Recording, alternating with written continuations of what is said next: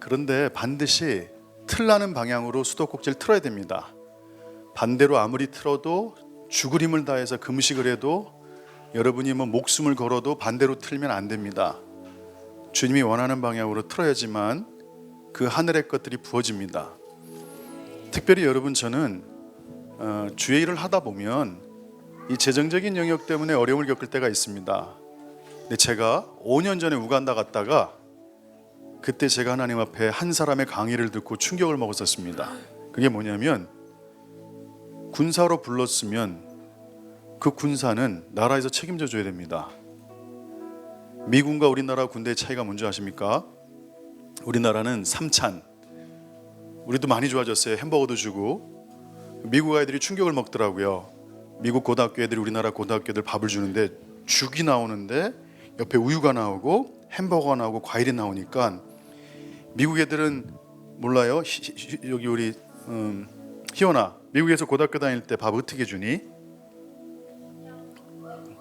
간단하게 세트 하나 주지, 보통 하나 한 종류 그렇대요. 그러니까 어느 나라는 햄버거 하나 주고 어느 나라는 이렇게 하나씩 주는데 서너 개를 한 과씩 주니까 우리나라로 이민 오겠다고 막 미국 애들이. 그리고 또 재밌는 얘기 있어요. 우리나라 애들은 아침에 8시 학교 가서 10시에 끝낸다니까 애들이요, 다 이민 오겠다고. 이렇게 좋은 나라가 어딨냐고, 2시간만 공부하고 끝나는 나라인 줄 알고 자기네들 12시에 끝나는데 10시에 끝나니까 8시, 10시, 2시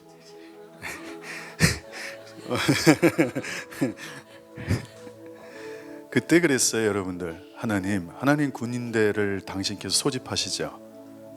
군대는 국가에서 다 먹이고 입혀야 됩니다. 휴가비도 줘야 됩니다. 제가 우간다에서 그게 깨졌어요. 합법적으로 요청하기 시작했어요. 하나님 앞에요. 하나님, 제가 당신의 일을 감당하려면 군인으로 부르셨다고 분명히 하셨죠. 군하시는 신부니까 저는 군인이 맞아요. 그러면 군인이 요청하는 거예요. 주세요. 밥 주세요. 월급 주세요. 합법적이에요. 그 후로 제 인생이 바뀌었어요. 5년 전부터 재정에 대해서는 걱정 안 해요. 주님께 합법적으로 요구하기 시작했어요. 열리더라고요. 진짜 열리기 시작하더라고요. 왜냐하면 여러분이 놓치면 안 되는 게, 백날을 기도하고 천일을 금식하고 아무리 해도 해결되지 않을 때가 있어요. 기도가. 그것은 불법이기 때문에 그래요. 주님의 방식대로 기도해야 돼요. 그분이 원하는 대로 기도해야 된다고요. 예를 들어서 오늘 예배, 죄송합니다만 오늘 예배 다 받을까요? 하나님께서요? 오늘 여러분이 앉아있는 이 시간 다 받으실까요? 천만에입니다. 못 받으십니다. 어떤 사람 예배는 안 받으십니다. 그걸 제가 어떻게 알았냐면, 20대 때 주님 성전에서 예배를 드리는데 주님이 그러시더라고요. 저한테 질문하셨어요. 오늘 이 수천 명, 제가 다니는 교회는 좀 컸던 교회였으니까 보통 예배 한 번 드릴 때 막 수천 명, 10,000명 넘게 막 예배를 드리니까 여기서 내가 예배를 받는 사람의 퍼센테지가 몇 프로쯤 될 거냐라는 비슷한 감동을 한번 제가 받았어요. 잘 들으셔야 돼요. 근데 상당수의 예배를 하나님이 안 받으신다고 저한테 말씀하시더라고요. 안 받으신대요. 그들에게는 신령과 진정으로 예배를 드리지 않았다는 거예요. 예배를 시간 때우기로 생각했다는 거죠. 여러분, 예배는 설교 들어오는 곳이 아닙니다. 좀 무서운 말이지만 설교가 없어도 예배는 성립됩니다. 다시, 예배는 여러분이 은혜 받으려고 오는 게 아닙니다. 목사의 얘기를 듣고 여러분이 긍정하고 고개 끄덕이려고 예배드리려고 오는 것이 아닙니다. 예배는 하나님 겁니다. 여러분이 성령으로 충만하든 상하든 아무 상관이 없습니다. 그 심령 그대로 하나님께 와서 온 마음을 다해 예배 드릴 때 그분이 그 예배를 흠양하시는 겁니다. 할렐루야, 아멘. 근데 그 예배가 조건이 있어요. 만약에 형제끼리 싸웠어요. 그리고 싸운 상태로 예배를 드리면 주님이 안 받겠다고 말씀하세요. 이게 뭐지? 놀랍지 않습니까? 어떤 조건이 형성되어 있어요. 그래서 먼저 해가 지기 전에 풀고서 나한테 오라고 말씀하세요. 심지어는 나는 인내를 원하고 제사를 원하지 않는다고까지 말씀하세요. 나는 순종을 원하고 제사를 원하지 않는다고 말씀하세요. 순종이 뭐예요? 말씀대로 살아야 된다. 말씀이 원하는 방식대로 예배를 드려라.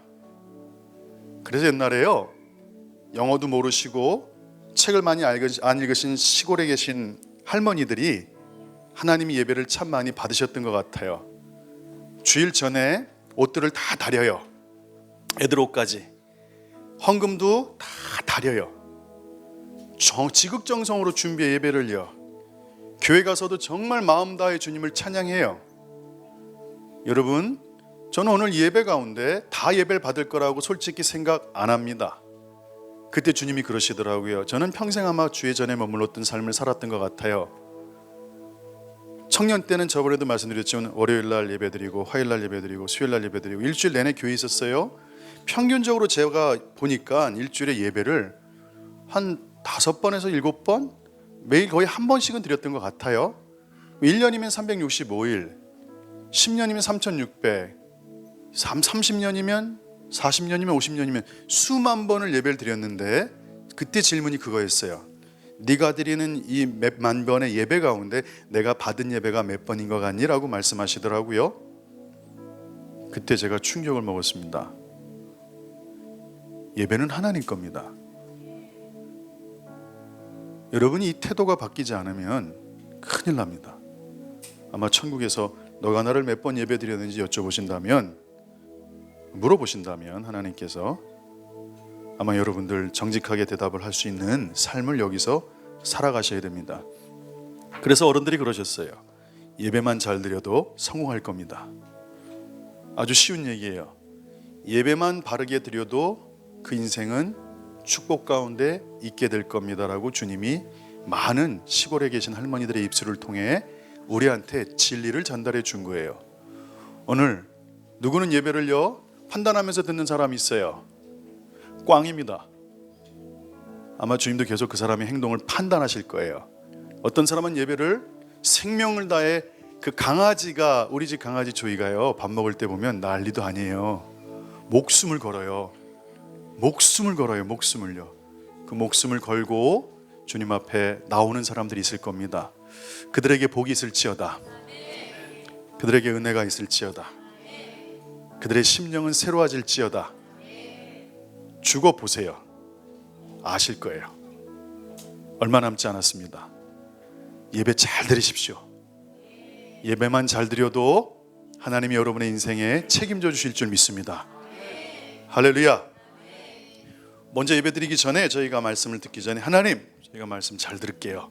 우리 영광의 박수로 하나님께 한마디씩 하나님 칭찬하세요. 속으로 생각하세요. 소리를 내서 하나님을 칭찬하세요. 블레스 하세요. 송축, 축복하세요. 우리 손을 들어서 하나님께 축복의 박수를 올리면서 하나님께 축복의 고백을 하겠습니다.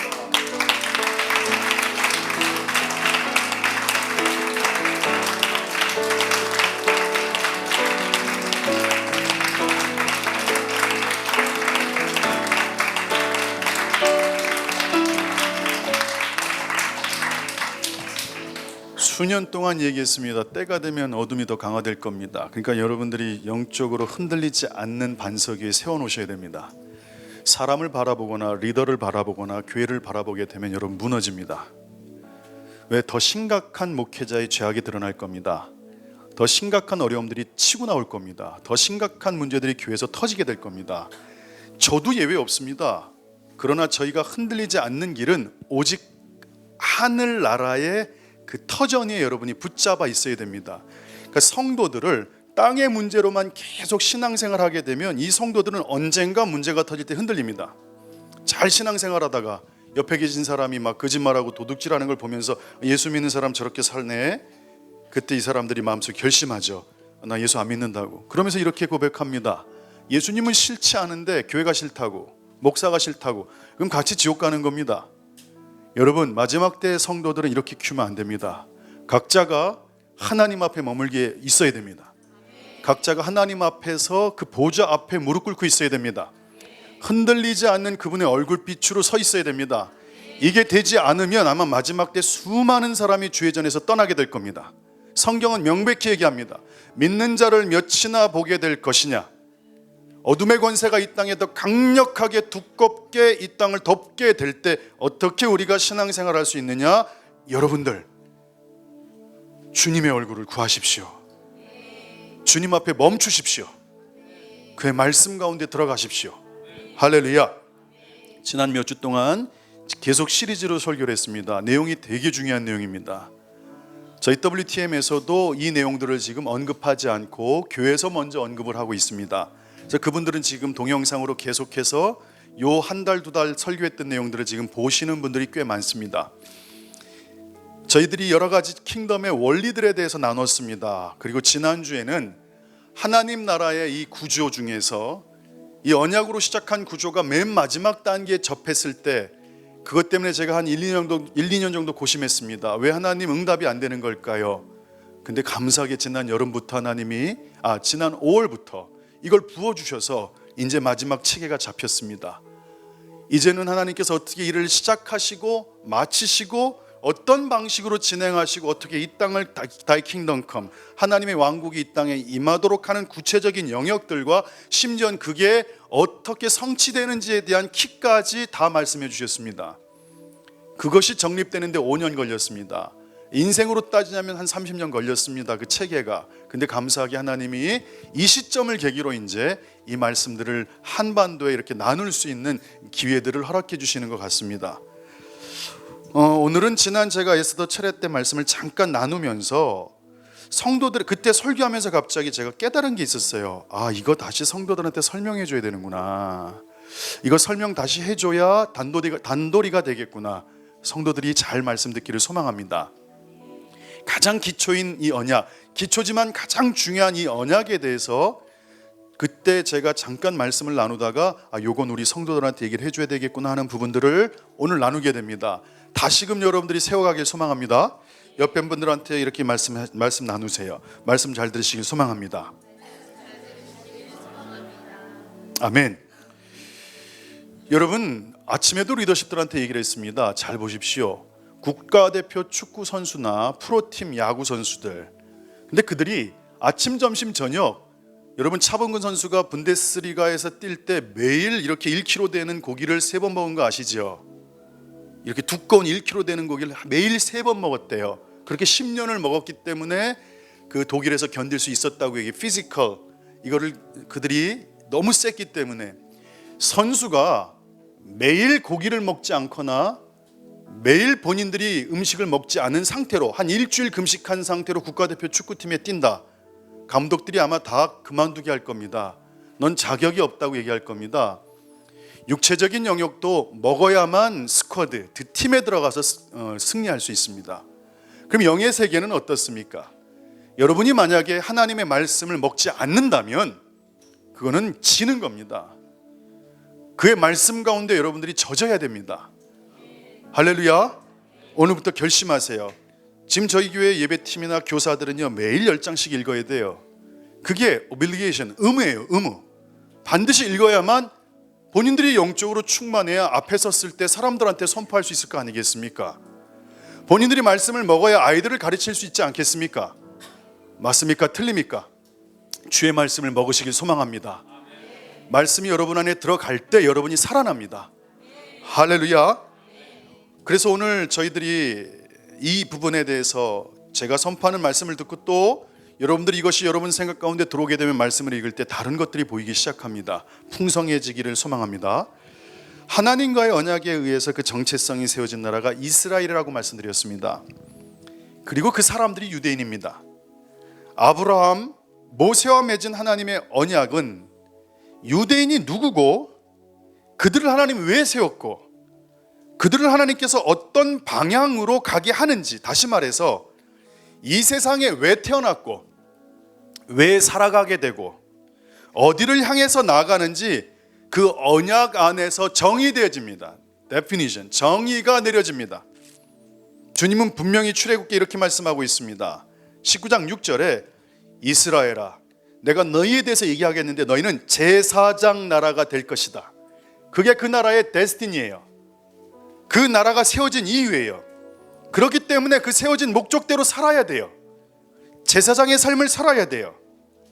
이사야 말씀에 이렇게 말씀하고 있어요. 오직 61장 6절 너희는 여호와의 제사장이라 일컬음을 받게 될 것이다. 잘 보세요. 그들의 정체성이 제사장이고요.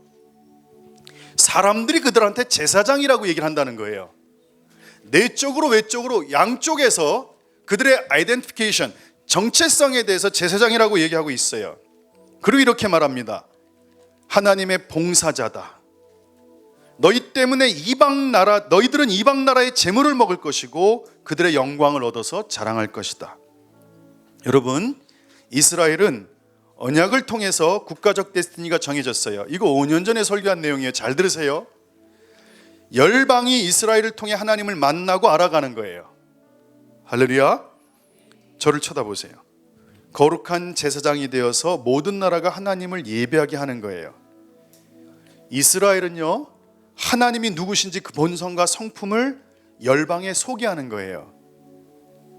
다시 이스라엘의 주 기능은요, 하나님이 누군지를 나타내는 거예요.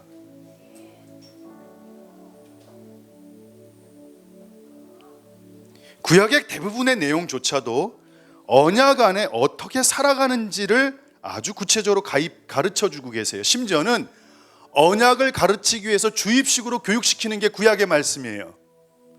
계속 언약은 언급돼요. 아담, 노아, 아브라함, 이삭, 야곱, 요셉, 모세, 여호수아, 계속해서 반복적으로 그 백성들에게 언약이 뭔지를 리마인딩 시키고 있어요. 기억나게 하고 있고 계속 언약에 대해서 가르친다는 거예요. 그러니까 저는 그 구약 성경의 말씀의 룰대로 또 언약을 오늘 가르쳐야 되는 거예요. 맞죠? 하나님의 언약을 한번 맺고 멈춘 게 아니라 그 다음 세대가 나타날 때 또 가르친다는 거예요. 그 시즌마다 계속 가르쳐서 그들이 언약에서 벗어나지 않기를 하나님이 원하셨어요. 할렐루야. 언약은요, 여러분 정말 하나님과 동행하고 싶으십니까? 본질이에요. 기초예요. 그래서 성경은 이렇게 얘기해요. 예수 믿는 우리와 예수님과의 관계가 결혼이라고 말씀하고 있다고요. 우리는 그분의 신부고 예수님은 신랑이에요. 그게 언약의 관계라는 거예요. 성경의 처음과 끝은 너희와 나와의 관계는 언약적 관계다라는 걸 얘기하고 있어요. 근데 하나님은 언약을 지키셔요. 기독교는 하나님과의 언약을 기초로 하고 있어요. 모든 인물들과 언약을 서로 세웠어요. 개인이든 도시든 나라든 하나님과의 언약 안에서 관계가 이루어졌어요. 근데 이 시대의 가장 큰 문제가 뭐라고 제가 얘기했어요? 많은 기독교인들이 언약을 이해하지 못한 상태로 하나님의 일에 달려들고 있다는 거예요. 심지어는 언약을 이해하지 못한 사람들이 목사가 된다는 거예요. 언약을 이해하지 못하고 남자 여자가 살아간다는 거예요. 한 가정이 언약으로 묶였다는 걸 모르고 식구들끼리도 자신의 정체성을 모르는 상태로 살아가고 있다는 거예요. 그래서 많은 갈등이 일어나요. 많은 어려움들이 일어나게 돼요. 지금 우리는요, 솔직히 언약 없는 시대에 살아가고 있어요. 이 시대에는 언약을 맺지 않아요. 그리고 언약의 그 축복과 유업을 잃어버린 세대예요. 만약에 우리 기독교인들이 하나님과의 교제 관계가 언약적 기초 위에서 세워졌다는 것을 만약에 잘 이해하면, 이 멘트는 5년 전에 했던 멘트예요. 언약의 토대를 깊이 깨닫게 되면 모든 신앙생활에 엄청난 변화가 찾아오기 시작해요. 하나님과 동행하는 데 있어서 우리가 살아가는 모든 관점, 영역에 너무나 큰 영향을 미치게 돼요. 잘 들으세요. 문제는 언약을 얼마나 심각하게 이해했느냐 하는 것이에요. 무게감이에요. 그 심각성을 말하는 거예요. 여러분이 언약적 기초 위에서 신앙생활을 하게 되면 여러분이 느낀 어떤 종교적인 감정, 교리, 어떤 느낌, 심지어는 기름 부음, 임재, 이 상태로 사는 것이 아니라, 물론 중요하지만 하나님과 우리가 맺은 언약을 토대로 살아가게 될 때 지구가 흔들리는, 어둠의 권세가 벌벌 떠는 하나님의 백성들이 세워지기 시작해요. 왜냐하면요, 언약은 하나님의 본성이기 때문에 그렇습니다. 언약은 하나님의 본성이에요. 하나님을 알아가면 알아갈수록 하나님이 누군지를 알아갈 때 정점에 서 있는 게 언약의 하나님이라는 거예요. 그래서 하나님은 절대적인 신뢰 가운데 우리와 함께 동행하는 걸 알게 돼요. 여러분, 전쟁 영화를 보면 이래요. 너 이 비밀 문서를 가지고 어디까지 갖다 줘야 돼. 사령부로 명령을 내려요. 그 친구가 이거를요 가다가 적한테 걸리고 막 물속에 들어가서 대롱 가지고 숨어 있고요. 이거 하나 전달하려고 목숨을 걸어요. 그런데 놀라운 게 있어요. 이 명령 하나를 지킬 때 결과적으로 그거 명령이 원하는 곳에 전달될 때 엄청난 일이 진행이 돼요. 하나님은 그렇게 이 땅을 끌고 가세요. 하나님은 이 땅에 예수 그리스도가 오게끔 시스템을 만들어 놓으셨어요. 예수님이 올 때까지 정말 혹독한 시대를 보냈어요. 잘 생각해 보세요. 어둠의 권세들이 이 땅을 완전히 죄악 가운데 물들게 해서 노아의 가족만 남겨놓고 다 끝장이 나버려요. 이해되십니까? 예수님이 태어나는 것을 막기 위해서 어둠의 권세가요, 여러분, 모세 때 어린아이들을, 유대인들의 어린아이들을 다 죽이라고 명령해요. 모르드게 사건 때는 모든 유대인이에요. 남녀노소 상관없이 다 죽이라고 작정해요. 심지어는 예수님이 태어나는 헤롯 시대에도 모든 유대인들을, 어린아이들, 베들레헴의 2살 이하 아이들을 다 죽이라고 명령해요. 여러분, 하나님이 성취하는 데스티니는요 진짜 심각한 겁니다. 그게 성취되면요 온 열방이 예수의 보혈의 능력으로 구속의 은혜 가운데 그들이 회복될 것이기 때문입니다. 마찬가지로 이제 주님이 다시 오셔요. 다시 오시는 시점에서, 다시 오시면 온 땅이 주님이 통치하는 왕 되시는 나라가 될 거예요. 이걸 막기 위해 어둠의 권세는 어떻게 하든지 재뿌리고 있고 방해하고 있고 막아서고 있습니다. 하물며 한 나라도 하나님께서 원하는 그 일이 성취되지 못하도록 이렇게 큰 어려움을 당하는데 한 개인은 어떻겠어요?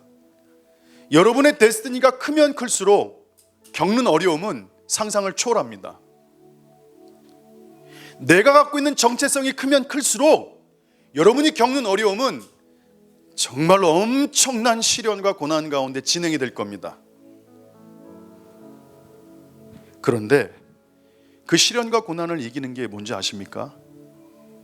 하나님은 영원한 언약을 지키는 분이라는 거예요. 그런 영화 보신 적이 있을 거예요, 여러분들. 저 동구권에 비행기가 떨어졌어요. 헬리콥터 조종사들이 떨어졌죠. 다 죽어나가고 한 사람이 전화를 해요. 해군 작전 사령부에다가, 그 해군 조종사 있는데 헬기, 그 산에까지 갈 테니까 나를 거기서 픽업해 주세요. 목숨을 걸고 방어선을 뚫고 간신히 산 꼭대기 올라가서 무전을 쳐요. 목표 지점에 도착했다. 그런데 그때 그쪽 해군 사령부에서 전화가 와요. 장소가 바뀌었다. 못 오겠다. 그럼 어느 누가 그 군대를 신뢰하겠습니까?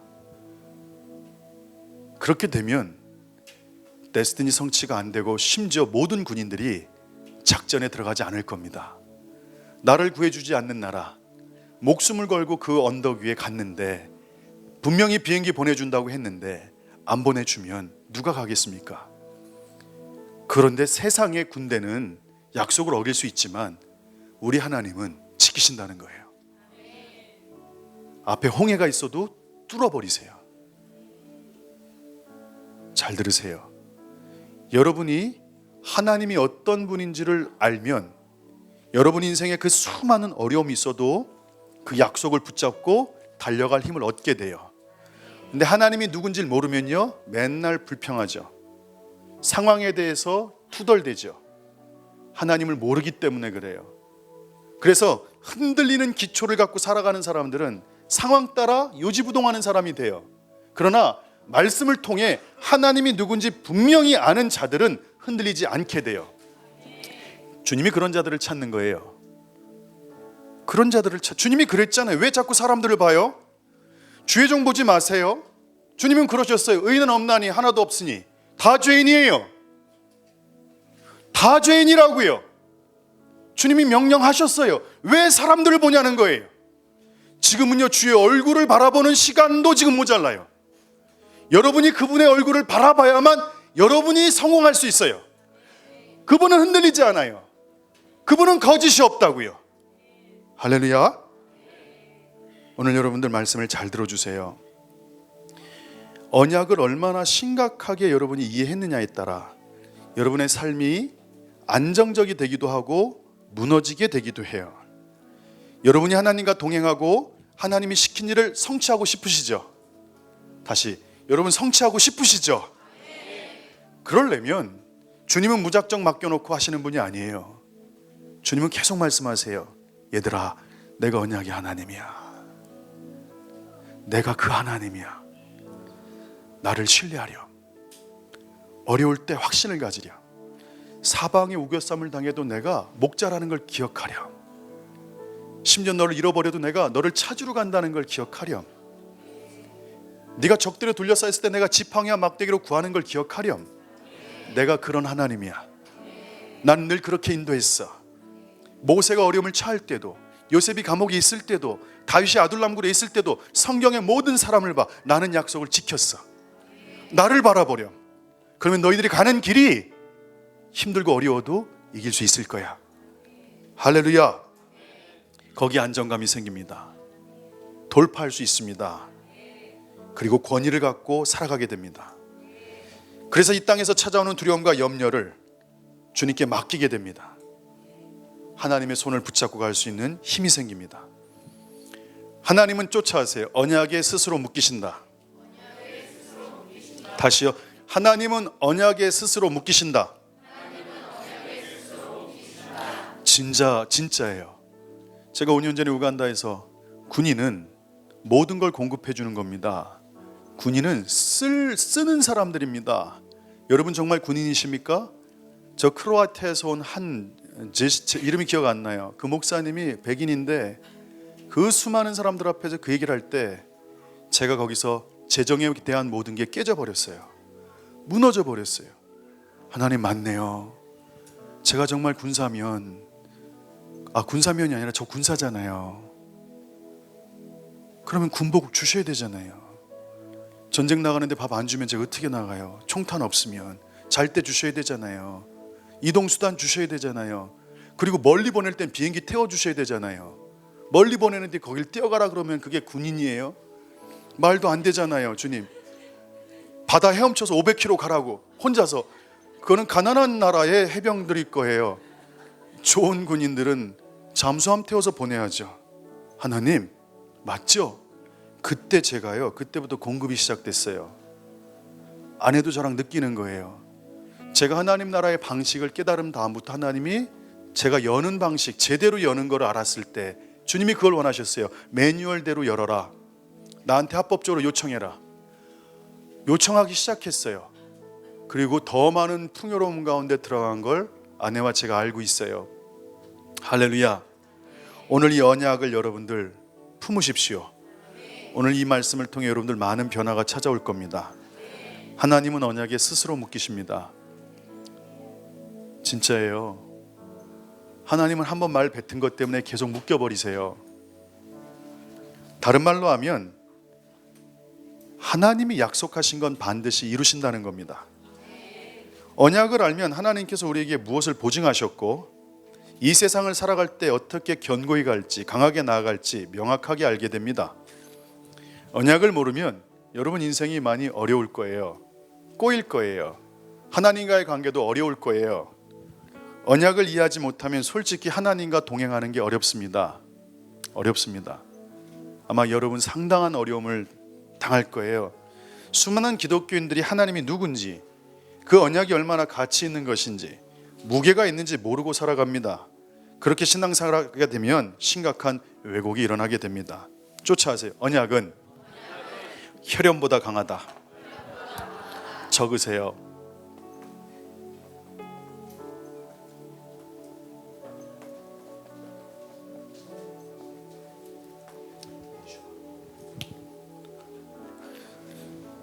창세기 12장 1절 3절. 지금 급해요. 여러분들 듣기 좋은 말씀 들을 때는 지나갔어요. 지금은요, 여러분 말씀으로 세워져야 돼요. 여러분 시대가 악해요. 주변에 이제 더 많은 기독교인들이 쓰러진다고 성경에 나와 있어요. 세상이 너무 풍요로워요. 이런 얘기 하더라고요. 지난 바른교사 그때 모임에서 이런 얘기 했대요.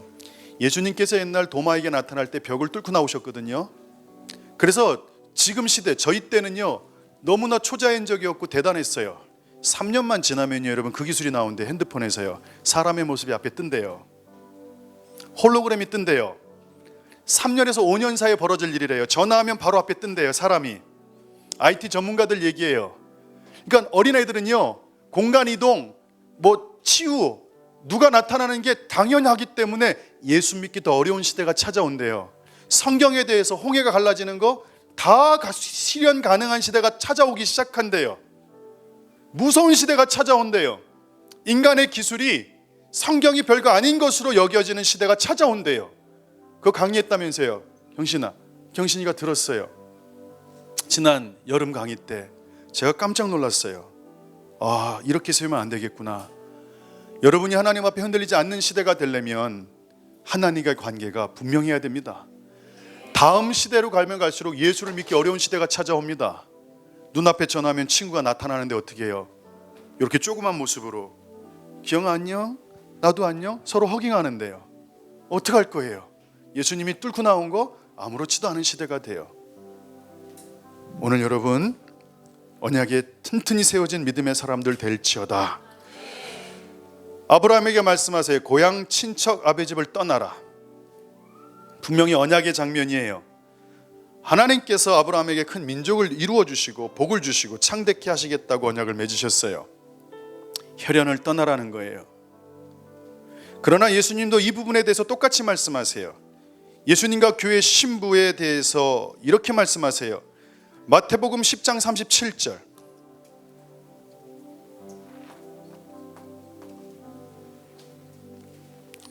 아버지나 어머니를 나보다 더 사랑하는 자는 내게 합당하지 않다. 아들이나 딸을 나보다 더 사랑하는 자도 내게 합당하지 않다. 찾으셨습니까? 그럼 두 번째 말씀은 적으세요. 누가복음 14장 25, 27절.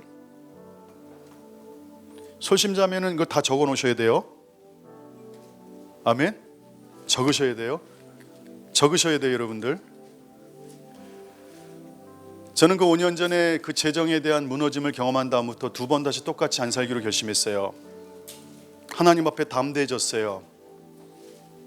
하나님, 제 인생이 정말 하나님 군인으로 살고 싶어요.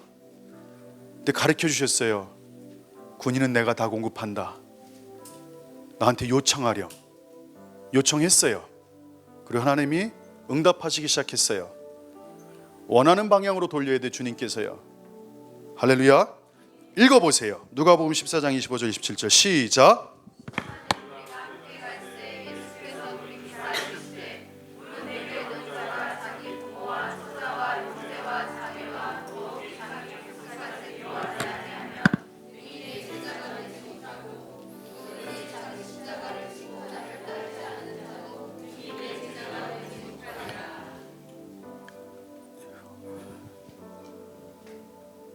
근데 교회 생활을 솔직히 하다 보면 우리는 예수님의 피값으로 언약적 관계가 맞거든요. 가족은 안 떠나도 성도들끼리는 계속 등을 지더라고요. 반대로 가고 있는 거죠. 하나님이 원하는 기준대로 안 가고 있다는 거예요, 지금요. 도리어 세상의 조폭이나 깡패들이 더 잘 지키고 있고요. 세상의 좌파들은 어떤 경우가 있어도 뭉쳐서 갑니다. 세상의 더러운 것들은 똘똘 뭉쳐갑니다. 예수 믿는 저희들은 언약적 개념이 없기 때문에 말 한마디 조금 실수하면 등을 돌려버립니다.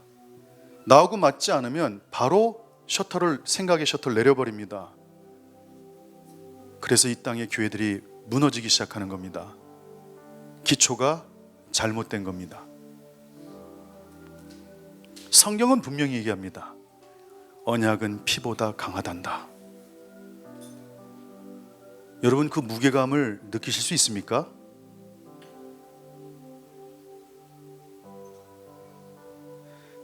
사무엘상 18장 3절 4절 한번 펴보세요.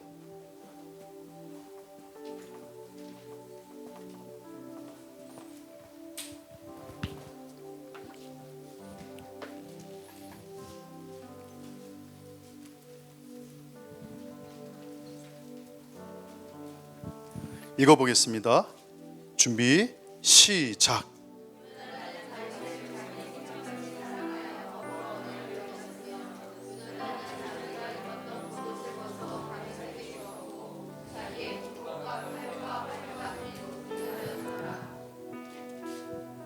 앞을 보십시오. 은혜가 있으려나 봐요.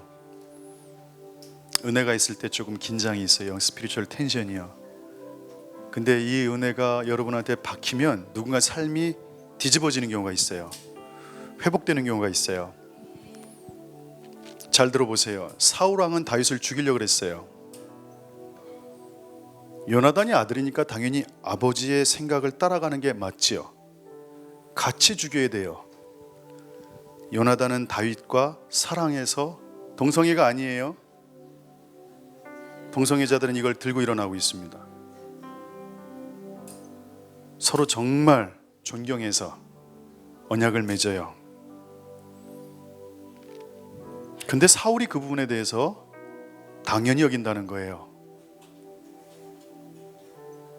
만약에 제 아들 예도가 있는데 예도가 자기 친구하고, 예준이하고, 동생이죠, 언약을 맺어요.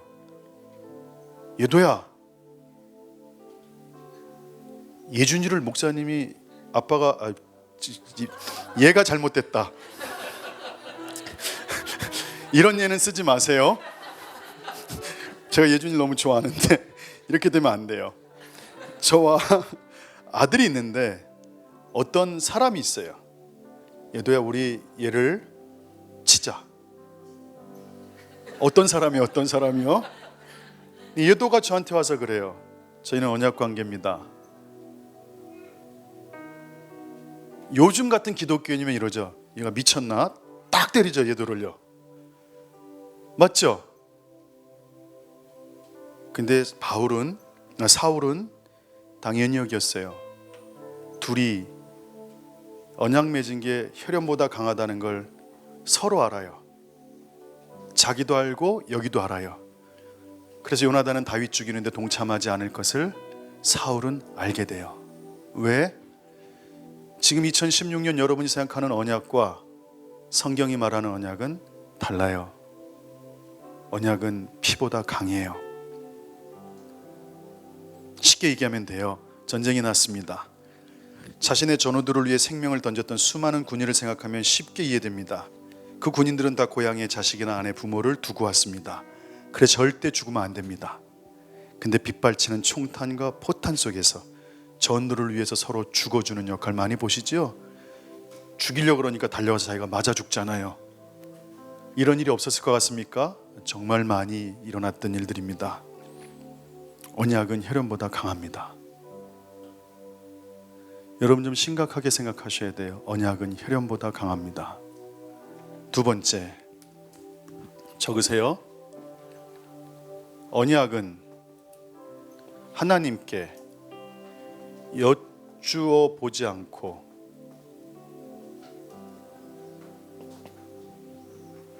맺었어도, 묻지 않고 맺었어도, 하나님께 묻지 않고 맺었어도 지켜야 된다.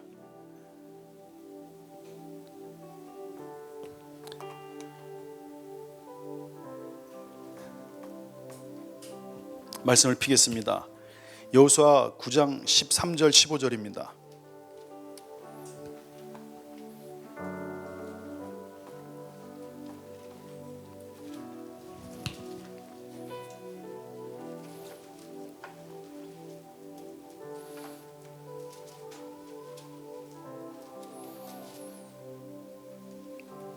하나님, 우리 성도들이 정말 하나님을 깊이 알기를 소망합니다. 기브온 거민들이 속여요.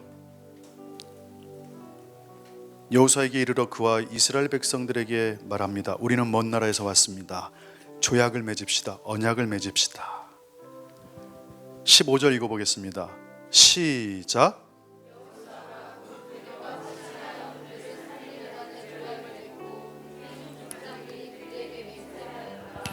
여호수아가 화친을 맺어요. 그 15절 바로 앞에 14절 마지막 절 읽어보겠습니다. 14절 시작.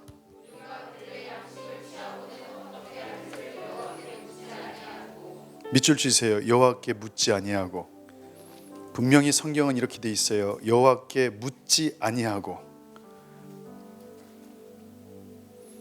여호수아는 하나님의 음성을 안 들었어요. 하나님의 감동이나 느낌이 없었어요. 그냥 맺었어요. 자신의 이성으로. 하나님의 개입이 없었다고요. 잘 들으세요.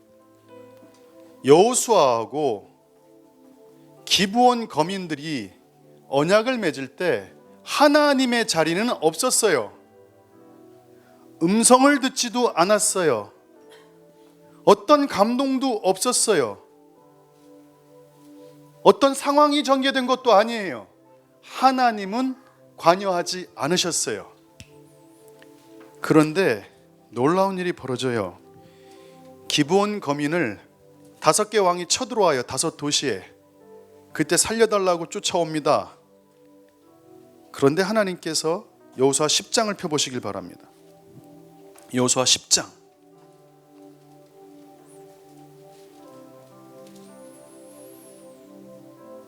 1절부터 10절까지 읽어볼게요. 준비. 1절부터 6절까지 여호수아 10장 1절에서 6절 시작.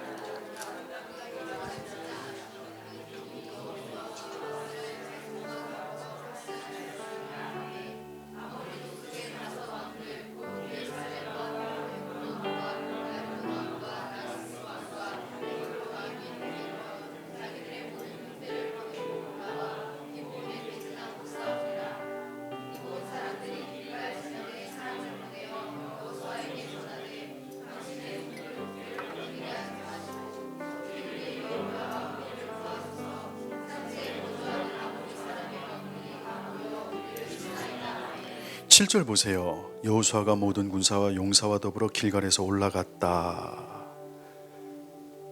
근데 놀라운 장면이 8절에 보여집니다. 하나님이 말씀하세요. 그들을 두려워하지 말아라.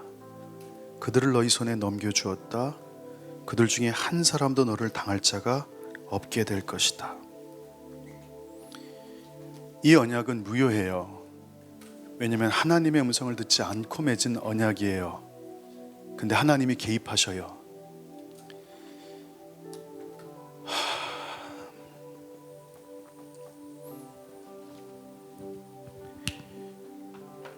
한 번 정해지면 언약은 영원해요. 유효해요. 그래서 언약을 맺을 때 정말 신중해야 돼요. 심지어 신중하지 못해 하나님의 음성을 듣지 못해도 언약을 맺으면 지켜야 돼요. 잘 적으세요. 하나님의 음성이 없어도 지켜야 된다고요. 여러분 착각하면 안 돼요. 누군가 언약적 관계가 되면요, 음성 듣고 그 사람 쫓아가는 거 아니에요. 그냥 가는 거예요. 매 순간 확인할 필요 없어요. 그냥 가는 거예요, 여러분들.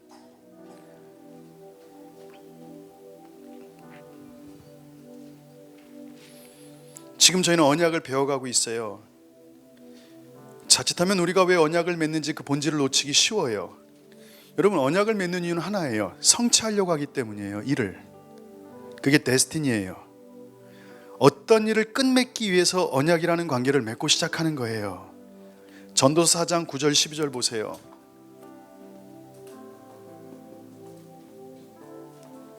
읽어보세요, 여러분들. 언약은 얼마나 선한 건지 아셔야 돼요.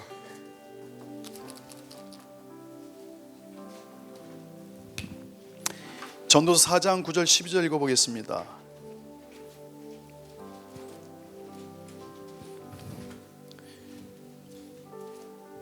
두 사람이 시작.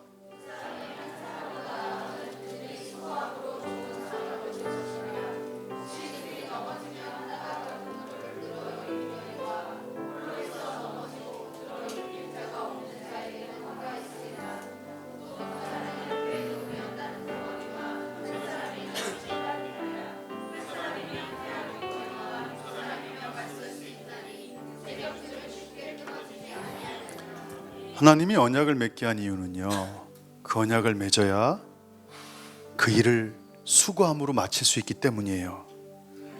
가다가 한 사람이 쓰러지면 어깨동무 해주는 거고요, 그 사람이 어려움이 있을 때 도와주는 거고, 광야를 가다가 추운 곳에서 잘 때 서로 등을 맞대면서 따뜻함을, 기온을 유지하는 게 언약이에요.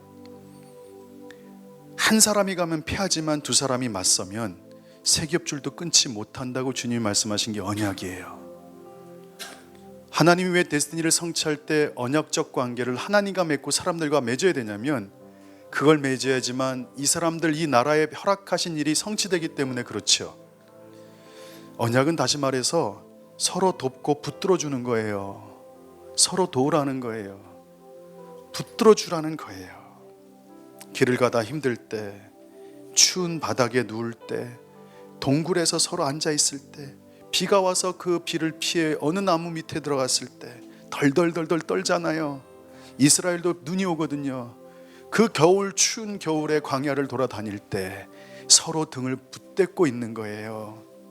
적들이 나타나면 같이 싸워주는 거예요. 어려움을 이겨나가라고 한 게 언약 관계예요. 언약은 복 중에 복이에요. 언약은 담대함을 줘요. 인생을 살아갈 때 어떤 사랑하는 사람과 힘들고 어려운 걸 같이 붙잡고 달려가게 되면 그 얼마나 감사한 일이에요. 할렐루야. 쉽게 끊어지지 않는 거예요. 이 언약의 관계를 맺어야 성취가 이루어져요. 그래서 언약은 다른 약속보다 더 깊은 차원의 약속이에요. 생명 그 자체보다 신성해요. 그래서 하나님은 신구약 전체에서 이 커버넌탈 시스템을 만들어놔요. 언약의 시스템 오브 커버넌트, 언약의 시스템을 구축해요. 조직을 구축해요. 그 시스템을 통해서만 성취되게 만들어 놓으셨어요. 이게 하나님의 법칙이에요. 여러분 뭔가 성취하고 싶으세요? 형제가 하나 돼야 돼요. 연합해야 돼요. 한 마음이 되고 하나로 정렬해야지만 그 일이 성취돼요. 서로 다른 걸 보면 절대 못 성취해요. 못 가요. 망가져요. 제가 인생에서 참 고마운 건 뭐냐면, 저희 아내가 제가 달려가는 그 길에 한 곳을 같이 바라봤다는 거예요. 돈이 있든 없든 저한테 왜 돈 없냐고 물어본 적이 한 번도 없어요. 그게 너무 고마워요. 어차피 신학생의 삶은 어려운 거예요. 사역자의 인생은 어려운 거예요. 그걸 감내하겠다는 거예요. 사모로서요. 내가 사모가 되겠다는 거예요. 한 번도 입에서 낸 적이 없어요. 한 번 있어요. 얼마 전에 그런 얘기 하더라고요. 있었지만 내지 않았대요.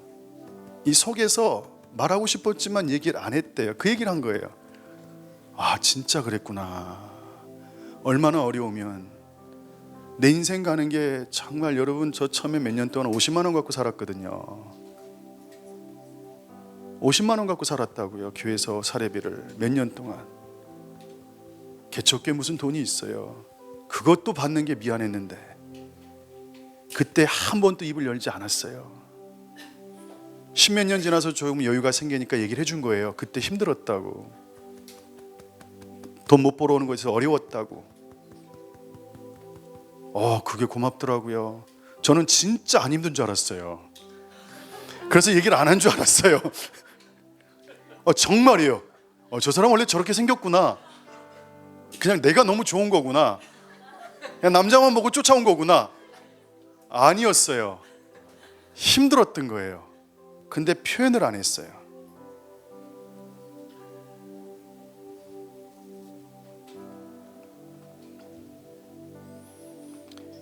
얘기가 길어질 것 같아서 제가 넘어가겠습니다. 세 번째, 적으세요. 언약은 하나님의 뜻과 상충될 때 하나님께서 돌이키십니다. 그러니까 언약과 하나님의 뜻이 부딪힐 때, 이거 헷갈리죠? 어떻게 하나님의 뜻과 언약이 부딪힌다? 그때 하나님은 언약을 선택하십니다. 이 말이 이해 안 될 거예요. 말씀 하나 필게요.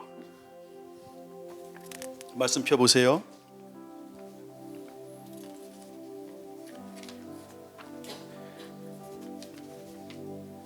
출애굽기 32장이에요. 이제 오늘 정말 말씀이 나갈 거예요. 잘 들으세요. 잘 들으세요. 출애굽기 32장이에요. 9절에서 14절.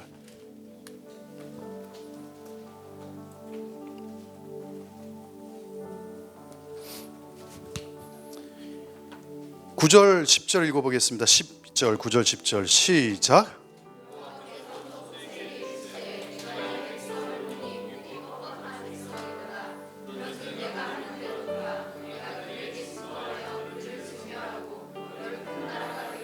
이 장면은 모세가 시내산에 올라갔어요. 내려오는 게 늦어져요. 그러자 이스라엘 백성이 금송아지를 만들어서 하나님이라고 제사 드린 다음에 하나님이 진노한 장면이에요. 모세야, 싸그리 없애버리자 이스라엘을. 너랑 다시 시작하자는 거예요. 지금이요. 너무 죄악이 관영하기 때문에 내가 더 이상 쟤네들하고 못 가겠다. 모세야, 너랑 다시 시작하자. 너를 큰 나라 되게 하겠다. 모세가 갑자기 아브라함이 돼버린 거예요. 지금 11절 시작.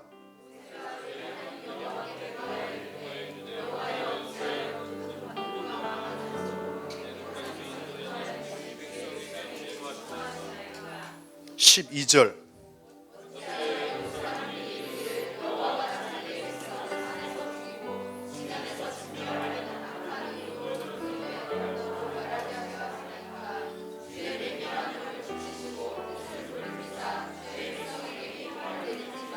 (13절)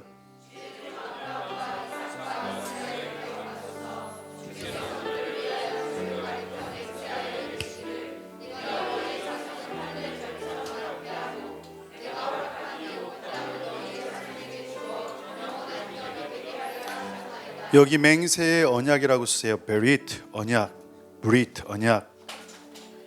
지금 모세가 하나님 앞에 따박따박 따지는 거예요. 저랑 나라를 시작하시자고요. 하나님, 그 옛날 아브라함, 이삭, 이스라엘, 야곱을 기억하십시오. 하나님이 그들에게 자손은 하늘의 별처럼 많이 주고 이 땅을 주시겠다고 그때 언약 맺지 않으셨습니까?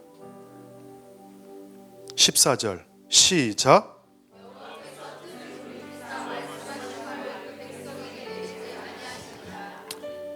여러분, 언약이 얼마나 대단한 줄 아세요?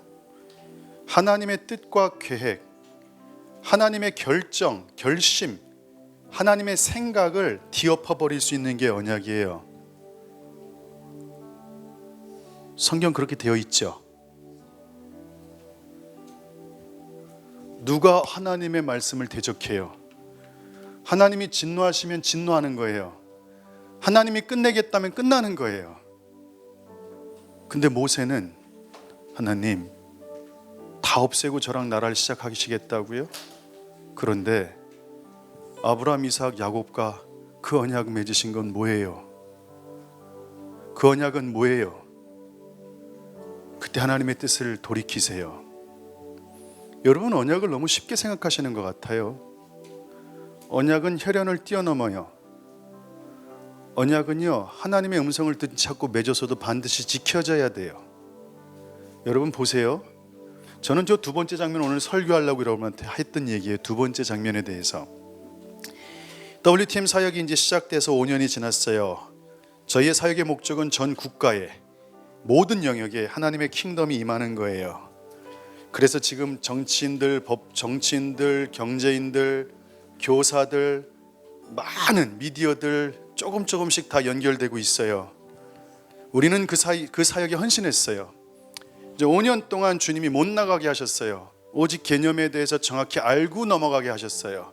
그래서 목사님들이 언약을 5년 동안 공부를 했어요. 그 리더십들을 이제 각 지역을 책임지는 이제 파송을 이번에 시작하게 됐어요. 사역이 갑자기 커져요. 상암에서 스쿨이 진행되고 분당, 성남, 군자의 저녁에 오전부터 저녁까지 계속 모임이 진행되고 호평, 월계 7군데서 갑자기 한꺼번에 사역이 터지기 시작했어요. 그래서 ACM 스쿨이 진행될 때 리더십을 보내게 됐지요. 감사하게도 다 열심히 하고 계셔요. 그런데 한 지역에서 문제가 생겼어요. 저는 이미 5년 전부터 말씀드렸어요. 사역이 확장될 겁니다. 준비하셔야 됩니다. 그때가 와서 준비하면 늦습니다. 터지기 전에 여러분들 체계를 잡아 놓으십시오. 그래서 그 지역들에 가는 리더들한테 이미 수차례 계속 오래전부터 반복해서 말씀을 드렸어요. 근데 한 리더가 그런 얘기를 했어요. 이번에요. 하나님께서 하지 말라고 하세요. 처음에 그 대답을 제가 들었을 때 이렇게 생각했어요. 하나님께서 하지 말라고 하셨다면 충분히 개인적인 이유가 있을 테니까 다른 분을 보내면 되지. 그래서 저는 그냥 넘어갔어요. 큰 문제가 아니니까, 관계가 좋으니까. 지금도 그냥 다른 사람을 보내면 돼요. 그런데 시간이 지나면서 제가 하나님이 계속 그걸 생각하게 하세요. 지금 이 설교는 누군가를 비난하는 내용 아니에요. 잘 들으셔야 돼요. 이 상황을 통해 저희가 언약에 대해서 더 심도 있게 배워야 된다고 주님이 말씀하셨어요. 이번 상황이 내가 너에게 교훈을 더 줄 거라고 말씀하세요. 언약의 단계가 더 높아질 것이다. 그 영역을 주님이 오늘 설명하실 거예요. 잘 보세요. 하나님께서 하지 말아라 하셨어요. 그런데 만약 이 리더분께서 하나님께 이렇게 대답하는 거예요. 기도했는데 하지 말아라. 하나님, 저희가 국가적 데스티니를 위해서 정말 전국에서 일이 터지기를 준비해 왔습니다. 기도했습니다. 이제 시작합니다. 그렇게 언약을 맺었습니다. 그래도 저 해야 됩니다. 이렇게 만약에 대답을 했다면 하나님이 뭐라고 대답하셨을까요? 라는 질문이에요. 하나님이 그러셨어요. 하지 말아라.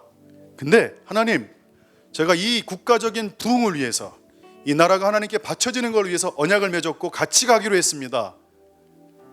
하나님이 그렇게 말씀하셨지만 저는 그 언약을 지키기 위해서 갈 겁니다.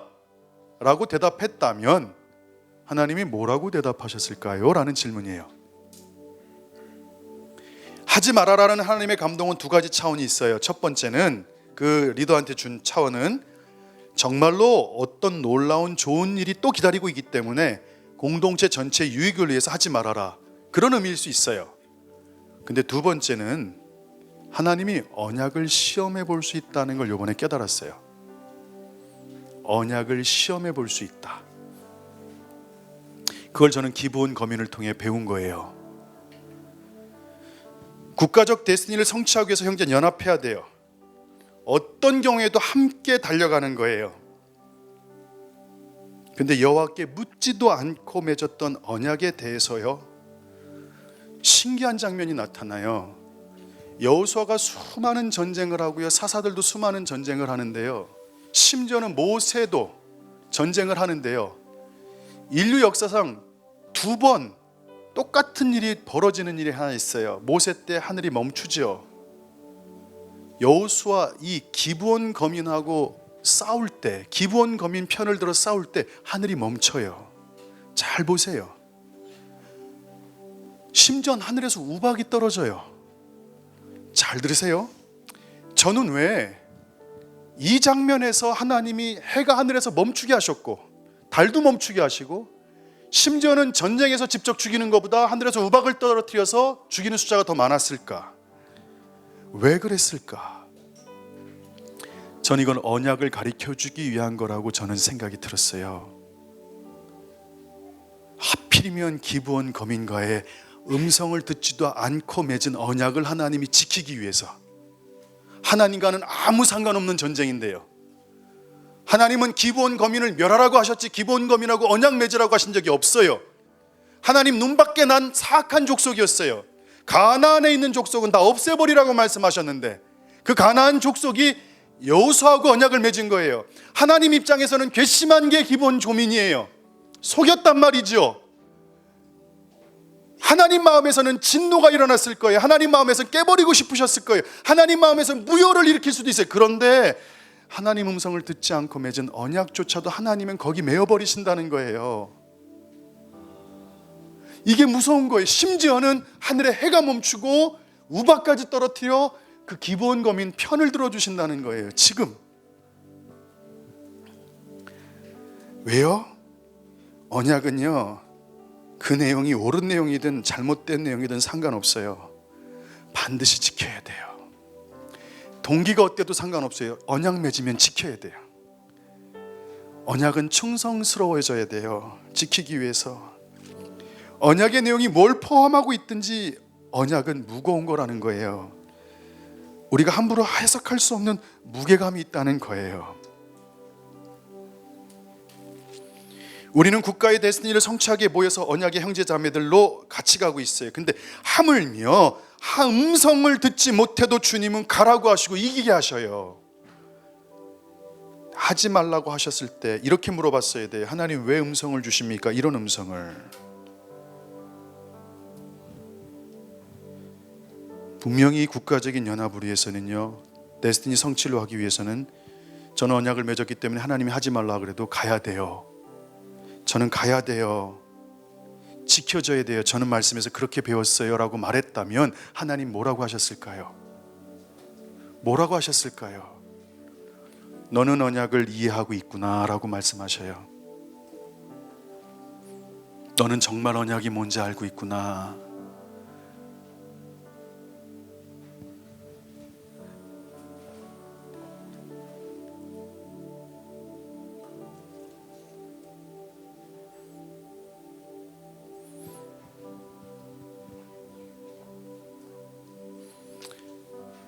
여러분 앞으로 조심하셔요. 언약은 여러분의 개인적인 음성과 하나님의 음성과 상충될 때 하나님은 언약의 편을 드십니다. 심지어는 WTM을 다 없애버리고 피경을 없애버리고 다른 리더하고 시작하자고 어떤 리더한테 얘기해도 그 리더가 이렇게 얘기합니다. 그때 언약 맺으셨잖아요 하나님. 그럼 하나님의 뜻을 돌이키십니다. 언약은 하나님의 음성을 듣지 않아도 하나님이 지키시고, 언약은 하나님의 지금의 계획과 뜻이 달라져도 하나님 그 옛날 언약으로 뜻을 돌이키십니다. 언약은 혈연보다 강합니다. 언약은 하나님이 한 번도 개입하지 않아도 언약을 지킬 때 하나님은 개입하십니다. 언약은 하나님의 계획과 뜻이 달라도 옛날 언약을 주님께서 지키실 수밖에 없습니다.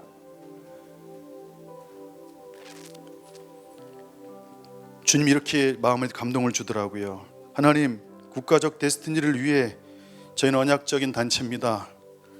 하지 말라고 하셨지 하나님. 그 리더가 이런 얘기를 했으면 얼마나 언약을 하나님께서 제대로 이해했을까 했다고 말씀하셨을까요? 하나님, 하지 말라고요? 4, 5년 전에 언약을 맺게 하셨잖아요. 대한민국의 대붕을 위해서 달려가라고 말씀하셨잖아요. 이제 사역이 커지는 시작하는 시점이에요. 전 그래도 달려갈 거예요. 왜? 그들과 언약을 맺었어요. 그때 하나님과 언약을 맺었어요.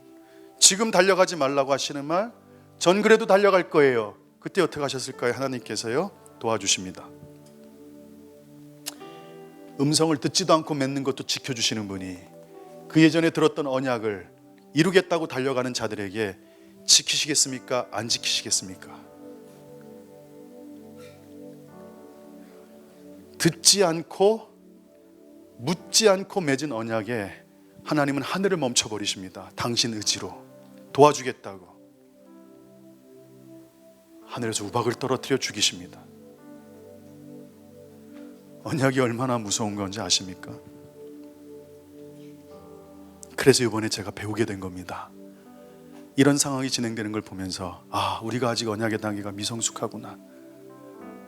언약은 좋을 때 슬플 때 어떤 내용을 품든지 상관없어요. 여러분이 하나님과 내가 옛날 고백하지, 하나님 제가 주의 종이 되겠어요. 주의 길을 달려갈 거예요. 그걸 주님이 지금도 기억하세요. 여러분이 오늘 그때 하나님과 맺은 언약에 대해서 하나님께 다시 아뢰면 하나님이 여러분의 인생을 다시 원상복귀시키세요. 다시 가자. 다시 셋업 시키세요. 리셋. 난 네가 언약을 잃어버린 줄 알았지. 그래서 너를 그냥 다 엎어버리고 다시 시작하려고 그랬지. 모세처럼. 그런데 너 언약 기억하고 있구나. 그래, 내가 돌이킬게 뜻을. 나는 언약을 지키는 자야. 나는 언약을 영원토록 지키는 자야. 그 약속을 나는 기억하고 있다. 그 옛날 여러분이 울면서 하나님께 고백했을 거예요. 하나님, 제가 나라를 위해 사용될게요. 제가 중보자가 될게요. 제가 재정을 벌어서 하나님께 다 드릴게요. 하나님 막 수많은 것들을 하나님께 간구했을 거예요.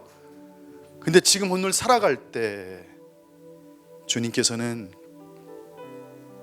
당신의 계획이 여러분을 향해서 못하겠다, 다시 시작할 사람을 찾아야겠다 했을 때 여러분의 마음속에 다시 언약, 옛날의 그 언약이 생각나 주님께 다시 고백하죠. 하나님, 제가 잠깐 잊어버렸네요. 그 언약을 제가 다시 지킬게요. 다시 갈게요. 그때 하나님이 돌이키시는 줄 믿으시기 바랍니다. 저는 이번에 많은 걸 배웠습니다. 5년 동안 언약에 대해서 많이 헌신했고 배워나갔고 수많은 시행착오를 통해 목사님들과 사역자들 연합됐습니다. 근데 이번에 이 일이 터지면서 주님이 또 언약을 한번 또 달아보셨다는 걸 깨달아 봤습니다. 여러분, 하나님이 하지 말라고 했을 때 그 의도를 다시 파악하십시오. 들리는 음성으로 여러분 결정하지 마십시오. 여기에 많은 기독교인들이 속아나가고 있습니다. 이해되세요? 다시요. 1991년도 잠실 주경기장 집회, 93년도 잠실 주경기장 집회 있을 때 리더십이 초청했습니다. 알터콜, 선교사로 나갈 사람들 나오라고 3,000명이 나왔습니다. 그리고 선교사로 내가 헌신하겠다고 제 나이 또래 3,000명이 무릎을 꿇었습니다. 그때 그 자리에 한 6만 명이 있는 자리에서. 근데 그 장면을 주님이 보여주세요. 만약에 기영아, 그 중에 100분의 1도 선교사 안 나갔대요. 한 30명 40명 나갔대요.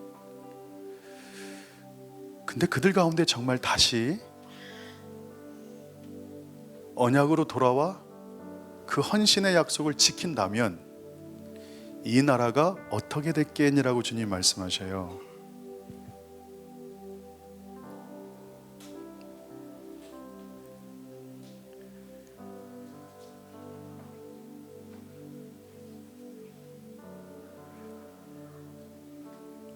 이번에 저는 언약을 깊이 배웠어요. 하나님이 하지 말라는 음성조차도 주님의 테스트일 경우가 많다는 걸 알게 됐어요. 그래서 여러분, 보는 대로 느끼는 대로 가지 말라는 거예요. 신앙생활 할 때요, 어떤 사인을 받고 가는 것도요, 그분의 말씀에 합해야 돼요.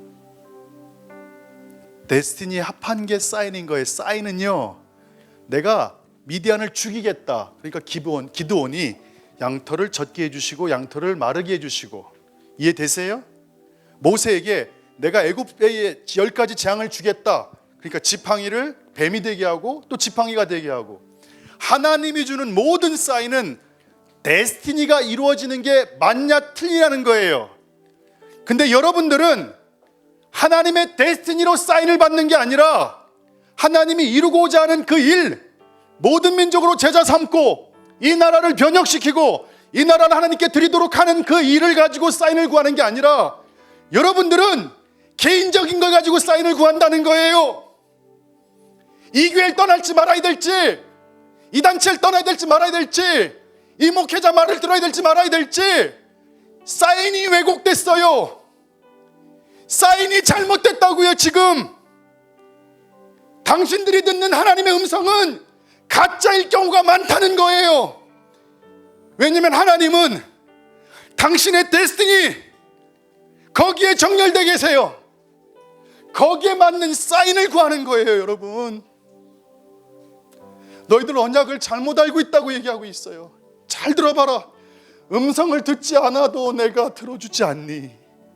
나를 배제하고 언약을 맺어도 내가 하늘을 멈추게 하고 하늘에서 우박을 떨어뜨려 니네 편이 되지 않니? 나는 언약의 하나님이다. 한 번 약속한 건 끝까지 지킨다. 그러니 두려워하지 말아라. 달려가라. 달려가라. 힘을 내라. 가나안을 정복해라. 내가 니네 편이다. 여러분, 이거 무서운 사인이에요. 니들이 실수로 언약을 해도 난 네 편이다. 니들이 가다가 잘못을 해도 난 네 편이다. 이거는요, 축복 중에 축복이에요. 우리가 언약을, 하나님을 무시하고 함부로 행동해도 언약의 하나님이 우리 편이 되어 주신다는 거예요. 우리가 늘 하나님과 동행하지 않아도요, 한번 언약을 맺으면요 끝까지 돌봐주신다는 얘기예요. 우리 편이 되어 주신다는 얘기예요. 이해되세요? 하나님이 지금 다 엎어뜨리려고 그러셔도 예전에 언약을 갖고 와서 하나님께 이렇게 말씀드리면 하나님이 다시 뜻을 돌이킨다는 거예요. 언약은 이토록 무서운 거예요. 한번 여러분이 하나님 앞에 하겠다고 결심한 부분들은 하나님이 복을 주시고 지켜주시고 그것을 이루기를 하나님이 원하세요. 그러니까 두려워하지 마요. 내가 하나님께 헌신해서 그 길로 가겠다 그러면 그냥 가세요. 하나님이 지켜주세요. 하나님 편되어 주세요. 하나님이 공급해 주세요. 전 그거를 경험한 거예요. 5년 전에요. 재정이 어마어마하게 필요한 사역인데 하나님 왜 제가 안 될까요? 경아, 너가 지금 모르고 있어. 너가 나한테 요구해야 돼. 뭘요? 군인이 뭐니? 내가 다 채워주는 거야. 너 스스로 너를 군인이라고 생각하니? 너는 때만 되면 네가 구하면 주고 안 구하면 안 주고. 아니다, 군인은 무조건 줘야 돼. 알아서 국가에서 챙겨주는 거야. 밥때가 됐는데 군인들이 막 데모해요. 국방부에서 밥 달라고. 그건 군인이 아니에요. 그냥 시간이 되면 밥이 나와야 되는 거예요. 우리가 뭘 하겠다 그러면 천사들이 급하게 움직여야 되는 거예요. 군인이 한 발 뛰겠다면 뒤에 있는 수많은 하나님의 종들이 그걸 마련하려고 본인들이 막 돌아다녀서 갖다 놔야 되는 게 군인이에요. 맞아요, 틀려요? 아멘 크게 하세요. 맞아요, 틀려요? 언약은 무서운 거예요. 여러분, 언약의 군대가 되세요. 여러분의 음성, 전 이번에 깨달았어요. 하나님이 시험하는 경우가 많다는 거예요. 하나님은요, 언약의 하나님이에요. 약속한 걸 지키는 분이라고요. 이런 군인이 돼야 주님이 비밀문선을 맡기는 거예요. 이런 태도를 갖고 있는 사람이 한 번 말씀하시면 지키는 걸 아니까 그 접선 장소까지 목숨 걸고 가는 거예요. 거기 앉으면 그때 안도가 생겨요. 왜? 일로 온다 그랬잖아요. 헬리콥터가요. 저는 그 하나님이 신실하다고 생각해요. 세상의 군인처럼 약속 싹싹 바꾸는 분이 아니에요. 그분은요, 심지어 그 군인이 딴 데 가도 거기 찾아오시는 분이 하나님이실 거예요. 접선 장소 안 가고 딴 데 가서 엎어져 있어도요, 헬리콥터 갔다 안 보이니까 야 빨리 다시 찾아. 여러분이 곁길에서도 주님은 언약의 하나님이 여러분을 테이크하실 거예요. 그 하나님을 믿으시라고요. 그 하나님이 여러분들 계시돼야 돼요. 그 하나님을 알아가셔야 돼요.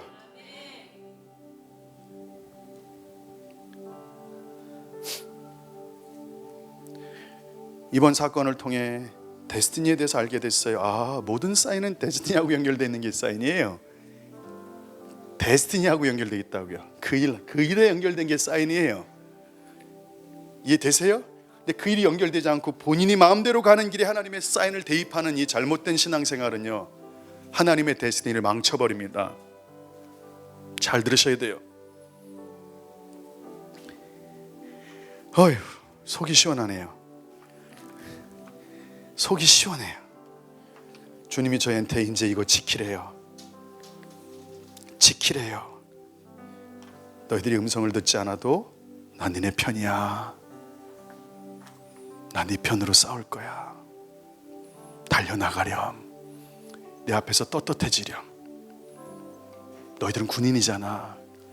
군인이 자꾸 매일매일 식당 가서 밥 줘? 오늘 밥은 나와? 밥 줘? 밥은 나와? 이러지 말아라. 오늘 간식은 뭐야? 닭 2개야? 하나야? 쪼존한 군인들 되지 마라. 내가 챙겨준다. 때가 되면 내가 총알 줄 거고, 때가 되면 내가 다 군복 마련해 줄 거야. 니들이 군인답게 살면 내가 줄 거야. 근데 니들이 자꾸 군인처럼 살지 않아. 니들이 군인이라고 생각 안 해. 니들이 거지처럼 산다고 줄지 안 줄지 계속 말하고, 군인들아 담대할지어다. 군인들아 어깨를 필지어다. 하나님께 정식으로 요청하세요. 저를 통해 국가적인 사역을 이루시려면 하나님 공급해 주세요. 공급해 주세요. 할렐루야. 오늘 여러분들에게 귀한 은혜가 있길 소망합니다. 우리 한번 기도할까요? 저는 그냥 선포했어요. 받는 건 여러분 몫이에요. 오늘 왜 이 아침에 제가 이 설교를 했는지는 몰라요. 그러나 누군가는 필요했을 것 같아요. 그들은 부르짖어 기도하세요. 떳떳해지세요. 담대해지세요. 온 땅의 권세를 우리한테 주셨다고 하셨어요. 할렐루야. 잘 들으세요. 눈을 감아 보세요. 눈을 감으세요. 할렐루야. 잘 들으세요. 우리는 죄악과 사망의 법에서 해방되었습니다. 우리는 더 이상 죄의 종이 아닙니다. 우리는 하나님을 아버지라 부르는 하나님의 자녀입니다. 우리는 하나님의 아들이고 하나님의 상속자입니다. 예수님과 함께 유업을 이어받습니다. 우리는 하나님께서 맏아들이 되게 하신 예수님의 형제입니다. 우리는 하늘나라의 시민입니다. 하나님의 나라는, 나의 나라는 하늘에 있습니다. 할렐루야. 나는 평안을 비는 권세를 받았습니다. 나는 용서하는 권세를 받았습니다. 나는 어둠의 권세를 다스릴 권세를 받았습니다. 나는 축복하는 권세를 받았습니다. 나는 죄를 사하는 권세를 받았습니다.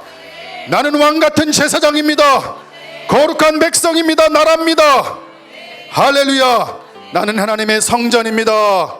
나는 하나님의 대사입니다. 믿어주십니까? 눈을 감고 기도할게요. 하나님을 대표하는 자들이 여러분이에요. 대사처럼 사세요. 군대처럼 사세요. 담대해지세요. 강해지세요. 자질구레한 것에 눈을 돌리지 마세요. 하나님이 허락하신 그 목적대로 달려가세요. 그 목표로 달려가세요. 이 시간 두 손 높이 들고 기도할 때, 오늘 이 자리에 하나님 결박이 끊어질 치어다.